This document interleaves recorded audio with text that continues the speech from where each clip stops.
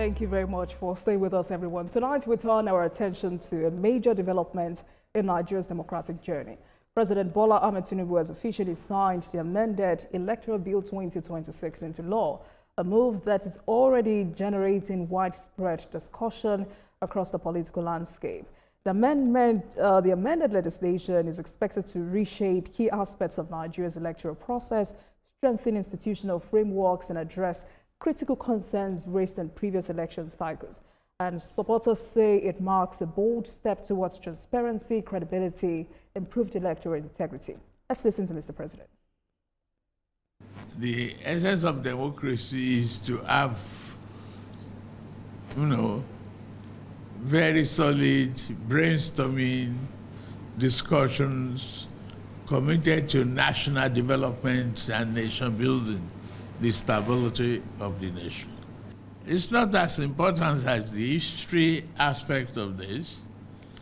What is crucial is the fact that you manage the process to the extent there will be no confusion, no disenfranchisement of Nigerians, and that we are all going to see democracy flourish.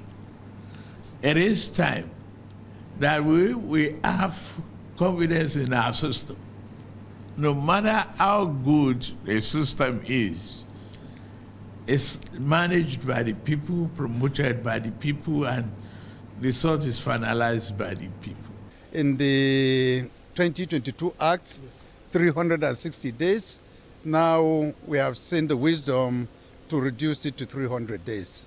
And this will inadvertently translate to holding the presidential and National Assembly elections in January 2027.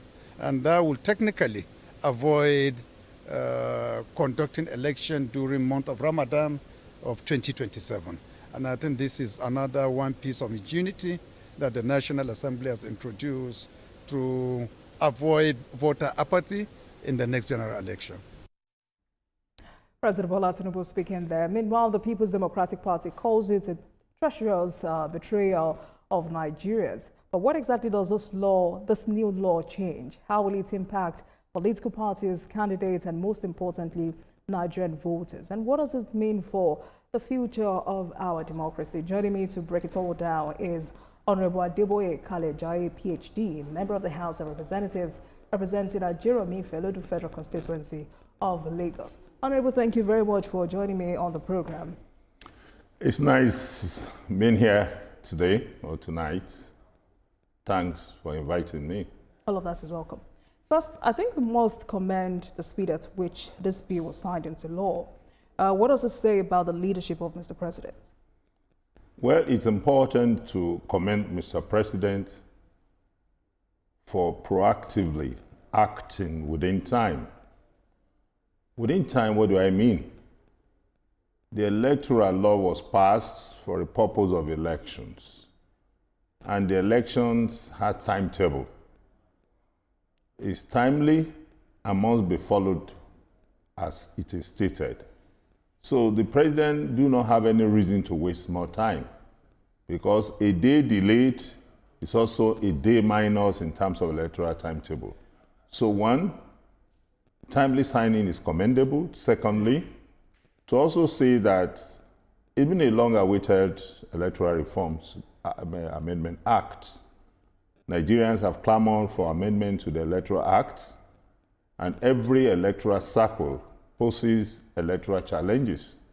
And at every of the electoral cycle, legislators must address people's concern, because life itself is dynamic. So what is obtainable yesterday may not be obtainable today. So the dynamism of election poses the need for electoral amendment. Then also, the president also commended the National Assembly, because it's been a very tedious and tiring job. I'm a member of the Electoral Committee, and I want to say that at every of the electoral process, the amendment process, committee sittings were attended to by both the Senate and the House of Representatives together. We were sitting together and we sat in all the 6 geopolitical zones of Nigeria. We collated views and opinions of Nigerians. We started with the youths. We went to the women. We went to, the old, the young, the social people, the civil society. We were also with the judges to also air their opinion. So we went around the entire country trying to collate opinions, and at every stage, we do not hesitate to listen to people's opinion. Do you think that should have been publicized so that, at all of the different times it would have died down some of the skepticism? The thing is in the public glare. It depends on what people want to see. We're on television now. Those who have the time to watch us will watch. Those who don't have the time to watch, it's been the public glare. All of our public engagements were put in the public glare. Some of them were declared open by governors. So it wasn't hidden. So it's clear that we will still expect, I'm sure you're going to get to that yes, the Electoral Act has been signed to law. It becomes a law now. But then there will still be hulabaloo. There will still be complaints. It will still generate discussions. But of course, we got into the final point. For now, that does not debar Nigerians from expressing their opinion. So we will be ready to take in opinions and whatever. It will go into the jacket box, and then we'll be looking at it, the next National Assembly, the 11th Assembly will also be looking at further modifications. So for the purpose of clarity, Honorable Anime, if you say that every election cycle comes with its own challenges, and for the purpose of democracy, these challenges have to be addressed, what was fundamentally broken in the existing Electoral Act that made this amendment necessary in 2026? One principal factor that I knew was broken is the fact that in the previous Electoral Act, we have 3 modes of elections. We have the direct primary, we have the consensus, we also have the indirect primaries. In this new amendment, the idea of indirect primaries have been removed. And this as a result of criticisms from Nigerians, that how do you allow few people to go and choose their elected representative? That you must broaden it. Allow every card-carrying member to also partake. So make it an open one so that no member is disenfranchised. That's a major breakthrough. But of course, the consensus has always been there. But then even when there are consensus of opinions about elected representatives or primaries, as it were, you must also go to the Congress. You must go and do an affirmation. It means that there must be a Congress where everybody will say, we agree. If there are still dissenting opinions, there is no longer a consensus. That's one major thing. The second major thing, of course, which has generated a lot, or which to keep generating, is about the issue of real-time voting, real-time transmission of the results. Why is that a big deal? Yeah, it's been a big deal for those who are not prepared for elections. Some people are just looking for booby traps to create rooms for litigations after elections. So they want us to pass a law that will set the Nigerians on fire after elections by saying that the election must be transmitted real time. We're not saying no to real time, but we're saying that where elections are transmitted real time and there are distortions along the line, probably due to non-availability of network or due to some other hiccups, then you come back first and foremost and rely on the primary source of information, which is, of course, the most reliable document, which is, of course, the results that were collated at the polling units. That is your major documentary evidence, where your polling agents will have to sign, and then it moves from your polling unit, it goes to your collation center. There's always a ward collation center where results are collated. And then there are agents there who does the collation, then moves on to the local government collation center. And then it goes on and on and on. At all of these collation centers, every politician, every contestant are expected to have agents who will attest to what they have seen. Yes, that becomes your primary source of records, of information. But of course, I agree that the election will be transmitted real time, as in quotes, real time, that yes, it must go to the server. It must be available to everybody worldwide. People must be able to say, oh, this is what was called in polling unit A. It becomes a collaborative document, a collaborative evidence to say that, okay, if what is transmitted from the polling unit to the IREF differs from what gets there, then there are issues. But then if it doesn't get there real time, in terms of time distortion, it doesn't mean that it will not get there. So, and also it's been alluded, and I've watched interviews from even these TV stations saying that yes, INEC has said we can have elections not distorted network in over 90% of the federation. And because of that, therefore, we should not put some commas, some clauses that will not allow people to be able to contravene elections when they are not transmitted real. But the real is that even if it is 1% disturbance or distortions, it should still call to question. Okay, so if you and your colleagues had earlier agreed or adopted, or rather agreed that, okay, real-time transmission of election results is practicable here in Nigeria, why was there a reversal? Because some Nigerians are asking that question, and they thought that's why some of you and your colleagues had to stage that walkout. Okay, let me explain to you. Okay. The process of lawmaking is a process whereby you go from the floor of the House, the plenary, where motions are raised and moved as to what you want to do. Such motion or motions are debated.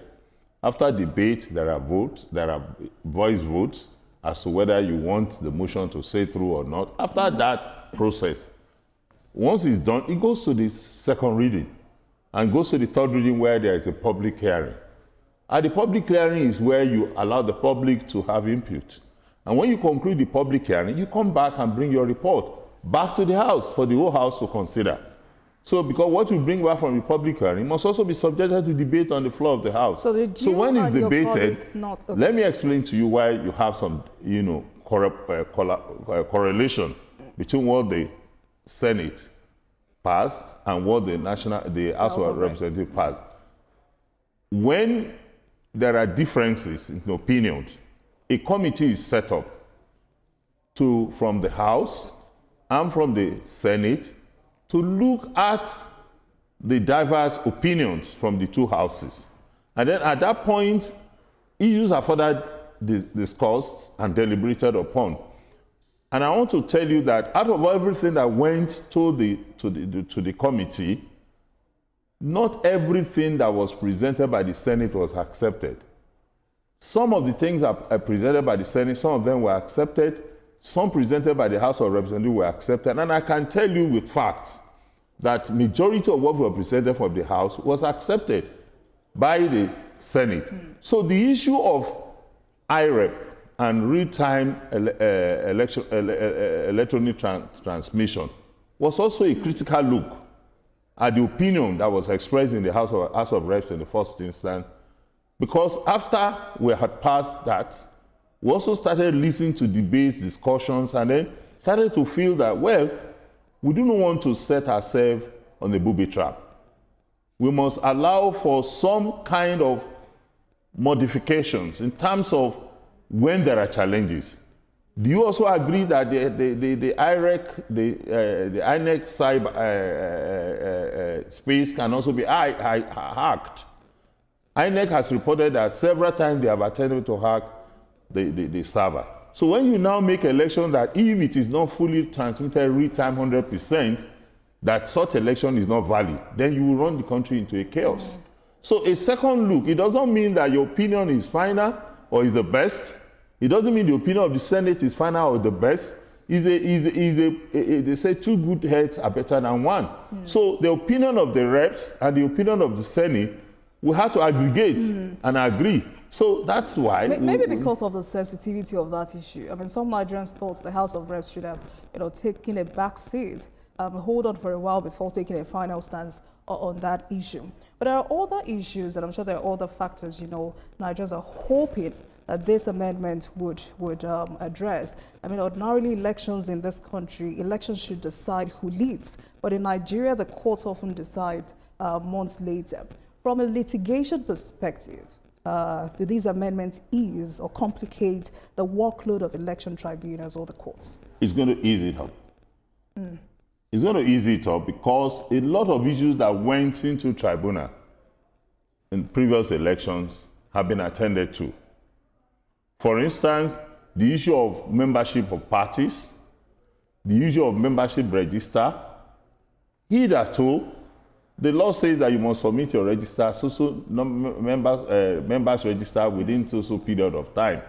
But it's not been adhered to because it's not put in the electoral laws. Now it's gone into the electoral law that certain number of days before you do your primaries, you must have submitted your register. And then there must be verification of your register to show that you only allow members who are registered to vote at your primaries. That's one. It's going to ease it up because a lot of litigations went ahead.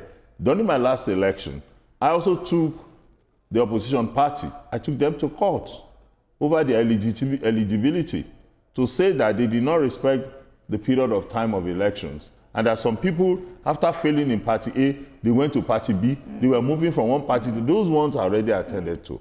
So it's going to be a major plus for the new reforms. What will also be a major plus in the new reform is the fact that the new reforms has also reduced the numbers of days that you have to go on litigation. You don't have to go on litigation perpetually. People don't have to spend the whole of the time in the National Assembly or as governors or as whoever before you also conclude the litigation process. So the time for completion of the litigation process has also been attended to. So there are a lot of issues that have been attended in terms of reform. And I want to let you know that reforms will go on forever. As long as life exists, you cannot have a perfect reform. No matter how much we think we have done in terms of these reforms, there will still be some lacunas that will come up or that we have not critically looked at in this reform. So reforms, what is called reforms, is to reform. That is, you keep reforming. So it's going to go on perpetually. But some I just think these reforms are always in the interest of the political class. Well, I don't agree. All right. But with how vote buying is, with how pervasive vote buying is in this country, why did you and your colleagues think that a 2-year jail term does reflect the gravity of the offense instead of the proposed 10-year jail term? See, the jail is not supposed to be a punishment measure that will be perpetual. Depends on the lessons you're learning from the jail term. Before today, you don't have a pronouncement of such in our electoral laws. Even if you go to jail for 1 day, Yorubas will say, once you are in jail, you're already an ex-prisoner. So that tag itself is something. So it's supposed to be reformative. It's not supposed to be perpetually punitive. So whether we put it 2 years, or whether we say it's 10 years, the most important thing is that we have identified that it's a major electoral offense. So, and for me... In a country where implementation is a challenge. Like any other country. Interesting. Implementation will always be a challenge because the process of implementation itself takes a lot. You are talking about prison reforms. You are talking about prison congestions. So if you keep clamming everybody in jail, where are the spaces? So you also want to understand that for whatever is preventable in terms of getting everybody to go to jail, you must avoid it. But when it becomes inevitable to go to jail, you have to go to jail. So it's not about the number of years.